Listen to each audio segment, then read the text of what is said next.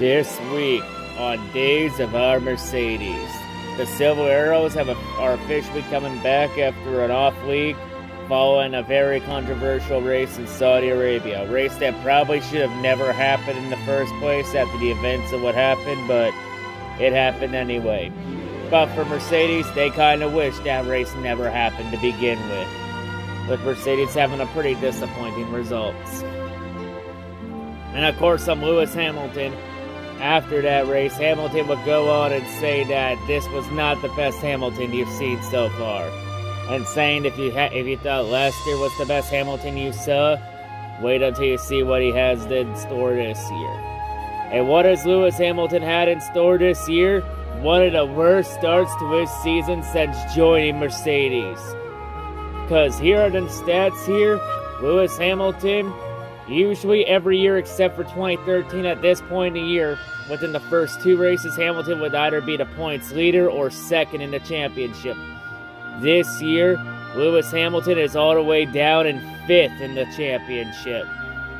If anything, this is one of the worst starts to a season for Lewis Hamilton since 2009. Bitch, what the fuck are you talking about, Lewis? If this is truly what you had in store for 2022, then you better get your head out of your ass quickly.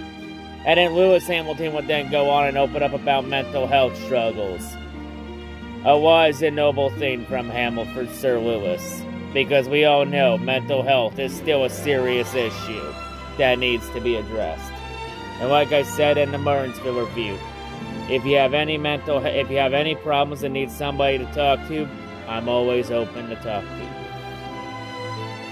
But yeah, of course, on the Mercedes, the Silver Arrows are still now starting to panic after the first two races and having really no speed in either races. And realistically being the third best team on the track, but they're second in constructors because of Red Bull's reliability issues.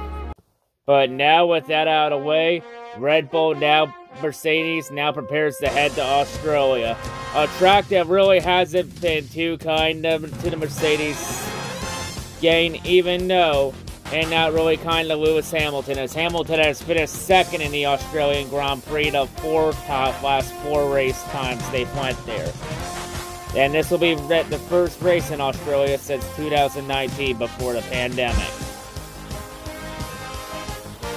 But of course, the Mercedes did win the last race here with Valtteri Bottas. So this weekend, Lewis Hamilton would then rebound and get some form of speed back after Hamilton's embarrassing qualifying showing in Saudi Arabia, as Lewis Hamilton would qualify top 5. But once again, Hamilton will be looking at the backs of Charles Leclerc and Max Verstappen. As of course, right at the start, Charles Leclerc easily had the car to beat along with Max Verstappen. Lewis Hamilton would get a great start and would end up third right off the bat. We would end up with an early race safety car after Carlos Sainz ended up going Spinola right into the gravel pit. Yes, even though Ferrari has the fastest car in the field this year, some things never change. Old habits die hard. Yes, the Spinola is officially back in business. But of course, that still didn't stop with Charles Leclerc, as Leclerc would easily pull away from Max Verstappen, as Leclerc easily had the car to beat in the class of the field today.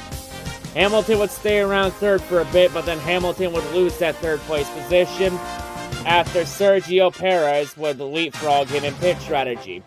And then we would get a safety car after Sebastian Vettel spun and hit the barrier. After Vettel went Spinola. As yes, Sebastian Vettel was officially back in the field after missing the first 2 races from the plague. Damn it. What we're witnessing here with Sebastian Vettel is the death of a very great F1 career. What was so promising at first is now slowly dying. Because I'll be honest here, this might be for the Vettel's last season in F1. Like, Vettel deserves way much better than this. Like, Vettel's career is slowly dying right before our very eyes. And during this safety car sequence, George Russell would then leapfrog Lewis Hamilton. throughout in the running order, and Hamilton would all of a sudden fall to 5th. But then on the safety car restart, Leclerc would have a close challenge with Max Verstappen, and of course F1 announced a new rule saying that Verstappen's no longer allowed to restart side by side with the leader, as F1 viewed that as a no-no, and that gave Verstappen an unfair advantage. So now Verstappen has to stay behind the leader. They call it the Verstappen rule.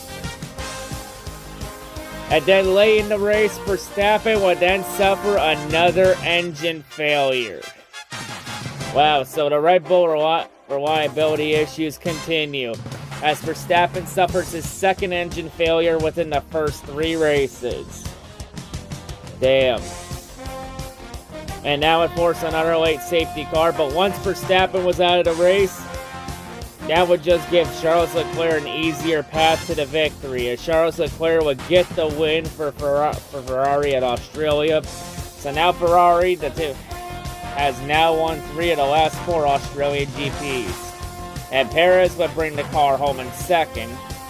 And then the battle for 3rd and the final spot on the podium ended up being a battle between the Silver Arrows between George Russell and Lewis Hamilton. And when it looked like Hamilton was about to get 3rd, we then get Lewis. It's James. Oh my god, I did not think we would ever get this day.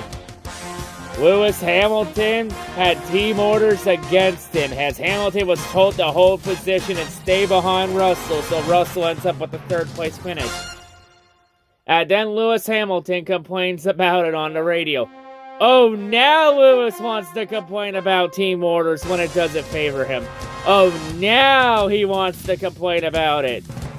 Normally in this situation, I would feel sorry for Lewis. But hey, Lewis, remember all those times that Valtteri Bottas got fucked over because of team orders? Karma's such a bitch, isn't it?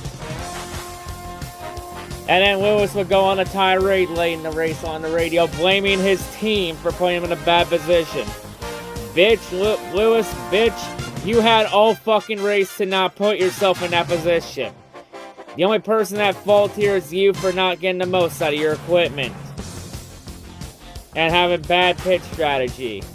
You put yourself in that position, Lewis. Take responsibility for once. And then after the race, despite getting the podium, Toto Wolff would then go on and have another verbal tirade against Michael Massey, calling Massey a liability to the sport.